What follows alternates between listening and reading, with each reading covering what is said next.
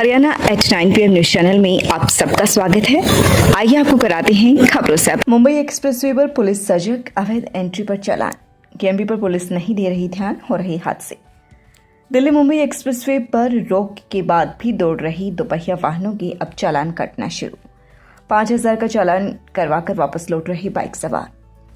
Delhi Mumbai expressway पर बैलगाड़ी, bike व साइकिल ही नहीं, यहां ट्रैक्टर, ट्रॉली ही नहीं, धीमी गति से चलने वाले वाहनों की एंट्री बंद होने के कारण बहादुरगढ़ के युवकों को यह समझ में नहीं आ रहा था कि वे उसे भी केएमपी की तरह से देख रहे थे। इसी कारण बाइक पर जयपुर जाने को बहादुरगढ़ से निकले युवकों की टोली 5-5 हजार के चालान कटवाकर वापस आई है, जबकि केएमपी पर किसी भी तरह की कोई रोक दिखाई नहीं देती है। वैसे यहाँ भी कागजों में इस तरह के वाहनों को चलाने पर रोक है, पर सोनीपत, झज्जर, गुरुग्राम, नूंह, पलवल जिलों की पुलिस द्वारा नियमों का उल्लंघन करने वालों पर कोई कार्यवाही नहीं होती। केएमपी पर नियमों का पालन नहीं होता है। दिल्ली मुंबई एक्सप्रेसवे पर बाइक, ऑटो, ट्रैक्टर, स्कूटी लेकर निकल रहे लोगों को 5-5 हजार रुपये का जुर्माना लिया जा रहा है। वाहन के कागजात पूरे नहीं होने या फिर अन्य किसी नियम की पालना नहीं करने पर वे जुर्माना राशि बढ़ भी सकती है। ट्रैफिक पुलिस ने एक्सप्रेसवे पर नियमों का पालन नहीं करने वालों पर बहादुरगढ़ के कुछ वाहनों के चालान किए हुए हैं। मुंबई एक्सप्रेसवे पर वे प्रतिबंधित वाहनों को दौड़ाने वाले पर कार्यवाही शुरू कर दी गई है।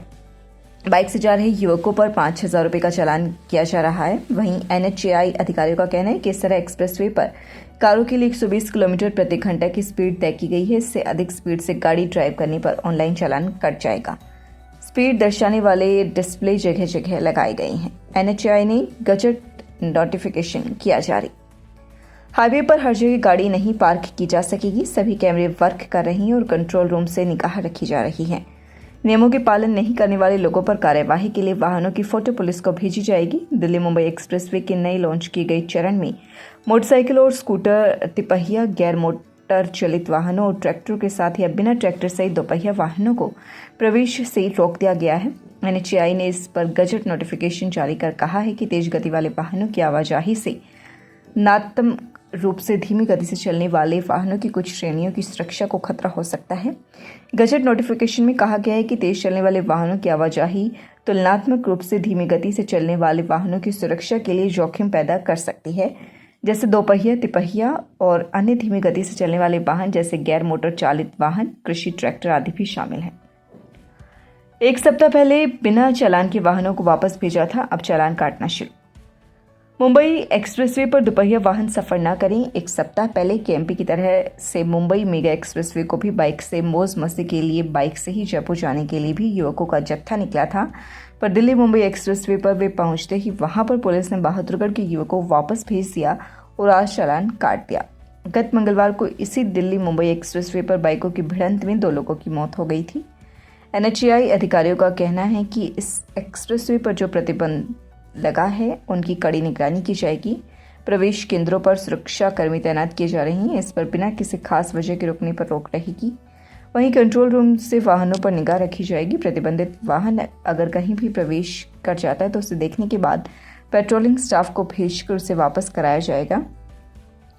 लोगों से भी अपील की जा रही है कि वे प्रतिबंधित वाहन लेकर इस एक्सप्रेसवे पर सैर ना करें।